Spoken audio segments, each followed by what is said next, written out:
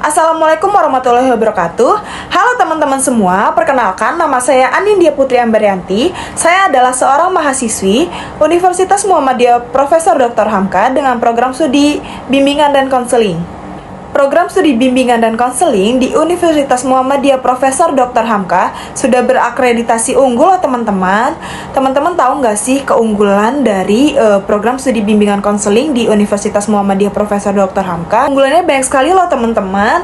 Jadi di program studi bimbingan dan konseling ini kita dilatih untuk membantu klien atau membantu konseli untuk mencarikan jalan keluar atau mencarikan jawaban dari apa yang permasalahannya saat ini sedang alami. Di bimbingan dan konseling, teman-teman bisa mempelajari nih tentang keterampilan konseling, komunikasi antar pribadi, kesehatan mental, bimbingan kelompok, bimbingan klasikal, bimbingan anak berkebutuhan khusus pun kita pelajari teman-teman. Jadi teman-teman tidak perlu ragu nih jika teman-teman mendaftarkan diri teman-teman ke program studi bimbingan konseling Universitas Muhammadiyah Profesor Dr. Hamka.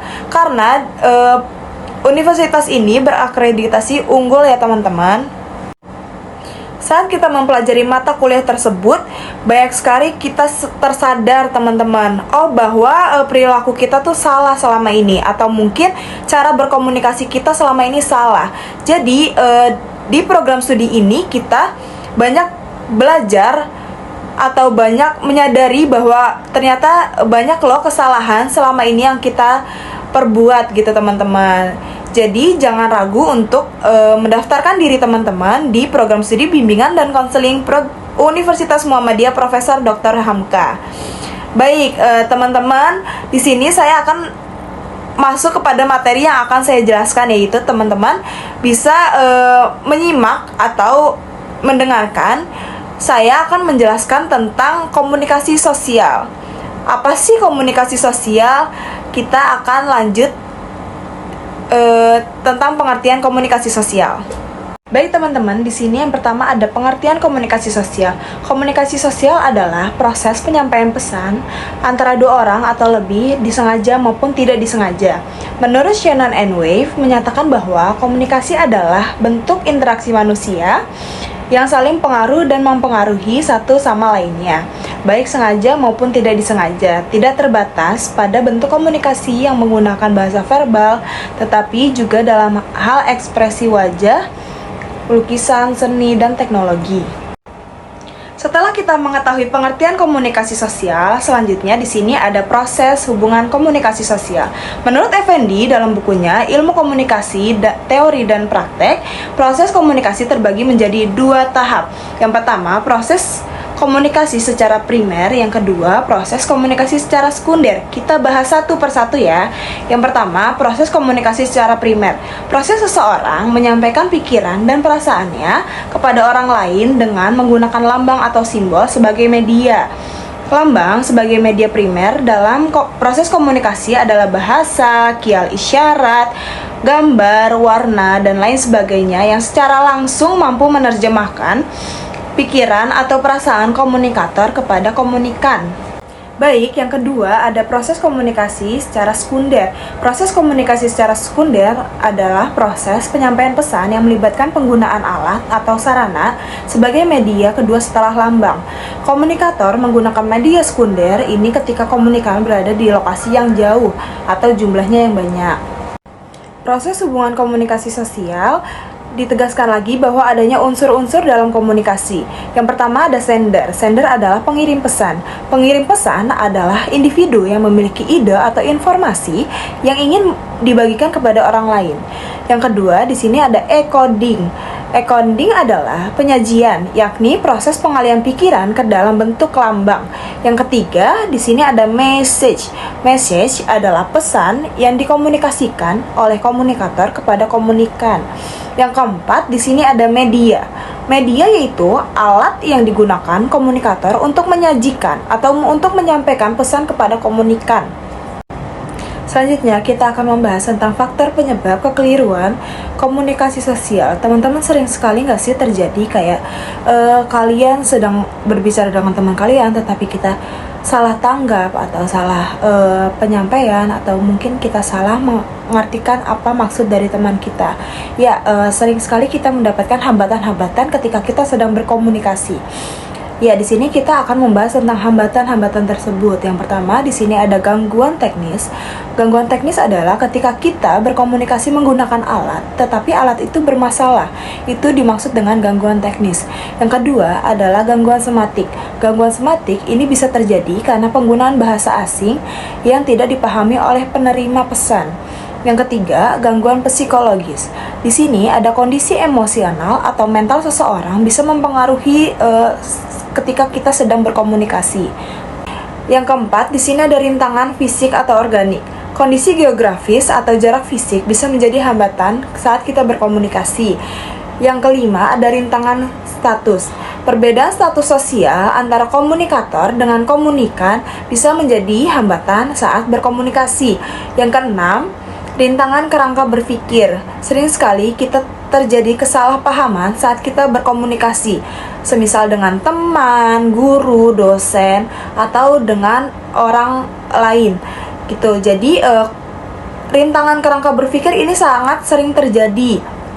Yang ketujuh, rintangan budaya. Perbedaan perspektif, pengalaman, atau pendidikan bisa menyebabkan kesalahpahaman saat berkomunikasi. Selanjutnya ada komunikasi dalam pelayanan bimbingan dan konseling. Keterampilan komunikasi dalam bimbingan konseling itu sangat dibutuhkan. Ketika kita sedang melakukan konseling, konselor harus mendengarkan aktif, harus empati, harus berkomunikasi dengan nonverbal, harus memberikan umpan balik yang konstruktif.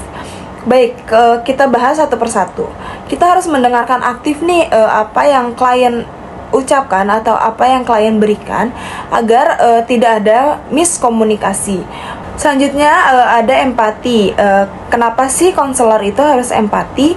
Ya karena ketika kita sedang mendengarkan konseli bercerita, kita harus merasakan juga emosional yang telah konseli rasakan. Selain kita harus berempati, kita juga harus menunjukkan komunikasi nonverbalnya, yaitu seperti bahasa tubuh, ekspresi wajah, nada suara. Itu dapat mengirimkan pesan yang lebih kuat atau kita bisa berkomunikasi dengan lebih efektif. Setelah kita memberikan komunikasi nonverbal, kita juga memberikan umpan balik yang konstruktif, di mana kita memberikan tanggapan atau memberikan saran untuk klien kita agar komunikasi itu berjalan dengan efektif gitu teman-teman. Karena kita sudah mendengarkan dengan baik, kita memberikan empati, kita berkomunikasi nonverbal kita, dan yang terakhir kita akan memberikan umpan balik atau memberikan feedback untuk klien kita. Jadi di sini agar klien kita merasa bahwa kita mendengarkan keluh kesahnya, mendengarkan ceritanya, dan dia tidak merasa sendirian gitu teman-teman. Sering sekali ditemukan bahwa tantangan itu selalu ada saat kita berkomunikasi. Jadi saat kita konseling, kita harus peka nih terhadap perbedaan budaya. Karena budaya-budaya di Indonesia itu sangat banyak teman-teman. Jadi kita harus mengerti dan harus peka terhadap perbedaan budaya. Yang kedua, di sini ada perbedaan bahasa. Konselor harus mencari bantuan penerjemah atau menggunakan metode komunikasi alternatif ketika kita tidak memahami bahasa dari konseli.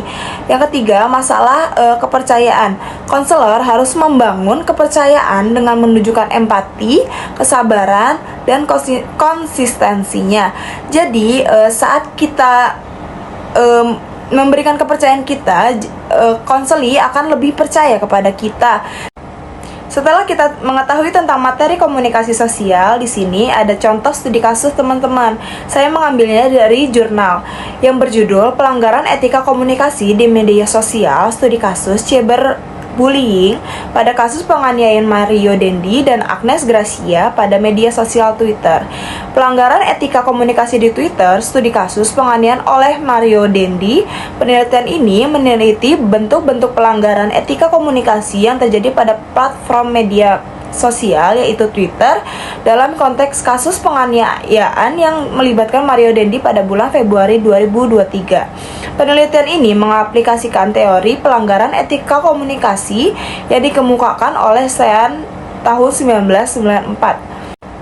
Selain itu, penelitian ini juga menemukan bahwa netizen telah menerapkan komunikasi etika dengan menghindari penggunaan singkatan alay dan menggunakan ejaan yang benar.